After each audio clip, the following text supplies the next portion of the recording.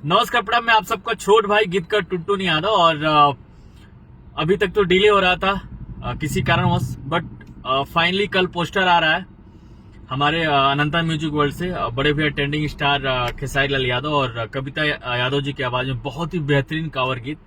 और जैसा कि मैं बताता हूँ हमेशा कि मैं हमेशा ऐसा गाना बनाता हूँ जो हमारे श्रोता हैं उनको पसंद आता है, क्योंकि पहले मैं भी श्रोता हूँ तो मुझे पसंद आता है तभी बनाता हूँ। तो फाइनली मुझे बहुत अच्छा लग रहा है गाना और मैं वादा करता हूँ आप सबको भी बहुत पसंद आएगा। देसी अंदाज में है और हमारी माताएं और बहनों को सुनने लायक गाना है।